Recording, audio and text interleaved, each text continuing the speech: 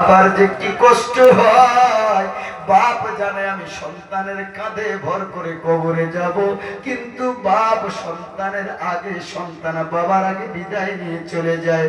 ও মুসলমান বাবাজি, কতজনের দাদা দাদি বিদায় নিয়ে চলে গেছে, কতজনের মা চলে গেছে, বাবা চলে গেছে, সন্তান চলে গেছে, কত আত্মীয় চলে গেছে রে ভাই, কতজনের শ্বশুর শাশুড়ি বিদায় নিয়ে চলে গেল। এই দুই দিকে কবরস্থান শুনেছি, কত মাইয়াত শুয়ে আছে এই গোরস্থানে, কতজনের কত আত্মীয় স্বজন শুয়ে আছে গো মুসলমান। এরা কিচ্ছু চায় না, শুধু একটু নেকি চায়। কে তার জন্য দুটো পয়সা দান করবে, কে তার জন্য একটু কুরবানি করবে, কে তার জন্য একটু সাদাকা করবে। কারণ কবরে চলে যাওয়ার পর সব বাহাদুরি শেষ হয়ে যাবে, আমলের সব দরজা বন্ধ হয়ে যাবে। যদি নেক সন্তান রেখে যেতে পারে, নেক সন্তান যদি রেখে যেতে পারে, ওই সন্তান দোয়া করলে তার আব্বা মায়ের কবরে যায়। অথবা এমন এলেম শিক্ষা করে মানুষদেরকে শিখিয়ে দিয়ে গেছে, তার থেকে শিক্ষা নিয়ে মানুষ যতদিন আমল করবে সে শুয়ে শুয়ে কবর সব পাবে। মিন সাদাকাতিন জারিয়া, অথবা দুনিয়াতে সাদকা করে গেছে, তার নামে কেউ সাদকা দিয়েছে, সেই সওয়াবটা কবরে যায়। নামাজের আর কোনো সুযোগ নাই, রোজার আর কোনো সুযোগ নাই। এই জন্য যা করতে হবে দুনিয়ায় করতে হবে। মৃত্যু থেকে যতই পালাবার চেষ্টা করি না কেন, খোদার কসম কবরই যে শেষ ঠিকানা, এটাই মাথায় ঢুকিয়ে দিন।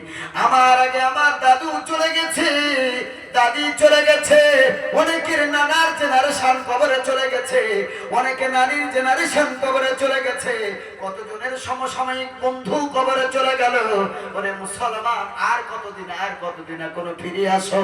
তোমার বন্ধু তোমার ডাকে আর সাড়া দেবে না, চিরতরে কবরে চলে গেল। তোমার মা, তোমার বাবা, তোমার পরিজন কতজন কবরে চলে গেল। এই বছর, গত বছর আমি যেই সময় জলসা করেছিলাম, যারা বসেছিলেন এই ময়দানে, তাদের ভিতরে অনেকেই এবছর কবরে চলে গেছে। আবার এই বছর যাদেরকে দেখছি, হয়তো আগামী বছর কতজনের ভিতরে কবরে চলে যাবে আমি জানি না। এজন্য করে কবরের চিন্তা করো, হারাম ছেড়ে দাও, হালাল উপার্জন করো। পিতা মাতা যদি বেঁচে থাকে খেদমত করে জান্নাতের সার্টিফিকেট নাও। আর যদি কবরে চলে যায় তাদের জন্য দান সাদকা করো, মাগফিরাত করো। কারণ আল্লাহ রাব্বুল আলামিন বলেন, শোনো, মৃত্যুর কাছ থেকে কেউ তোমরা পরিত্রাণ পাবে না। ইদা জা আজালুহুম লা ইস্তাখিরুনা সাআতাও ওয়া লা ইস্তাকদিমুন। মৃত্যু তোমার জন্য অবধারিত, মৃত্যু আসবে, পালাবার কোনো সুযোগ নাই। যদি মৃত্যু থেকে বাঁচার জন্য সাবমেরিনে চড়ে যদি পাতালে গিয়ে যদি ঘর বানাও, যে মৃত্যু আমারে ধরতে পারবে না, রকেটে চড়ে যদি মহাকাশে গিয়ে ঘর বানাও, চাঁদে গিয়ে যদি ঘর বানাও, এই মনে করে যে মৃত্যু আমাকে ধরতে পারবে না।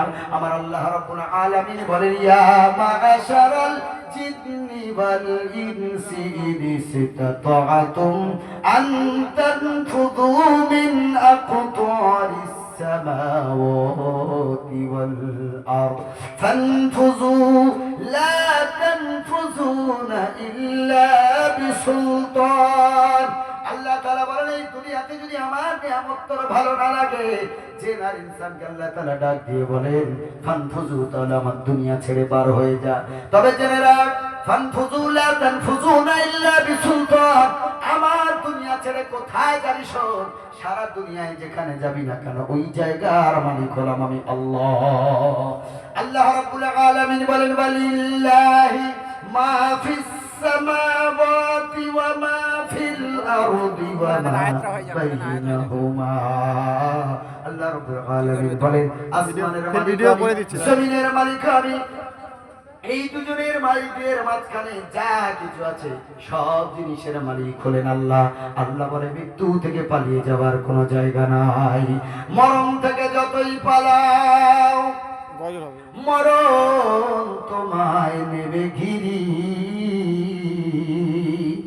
যদিও সুদূর আকাশ পানে লুকাও, সেটা লাগিয়ে সিঁড়ি। মরণ থেকে যতই পালাও, মরণ তোমায় নেবে ঘিরি। যদিও সুদূর আকাশ পানে লুকাও, সেটা লাগিয়ে সিঁড়ি। নদী পথে নৌকা চালাও ও মাঝি ভাই, নদী পথে নৌকা চালাও ও মাঝি ভাই। ডোবার আগে আমি ওপার উঠতে চাই। ডুবে গেলে ভেলার আর ওঠে না, ডুবে গেলে ভেলার আর ওঠে না, ভেঙে গেলে মেলার আর জমে না। নদীরে কুল ভাঙে ও কুল গড়ে, নদীরে কুল ভাঙে ও কুল গড়ে, এই তো রবের খেলা। সকাল বেলা ধনীর তুই, ফকির সন্ধ্যা বেলা। আল্লাহুম্মা সাল্লি আলা। হুজুর নিয়ে আসুন, খুব কষ্ট হচ্ছে আমার, এত গলা ধরে গেছে। ভোলা তা একদম এখানে আসবে, উঠিয়ে দেবেন, একদম এখান থেকে তুলে দেবেন। জন্ম আমার নবীর যুগে হলে কেমন হতো, জন্ম আমার নবীর যুগে।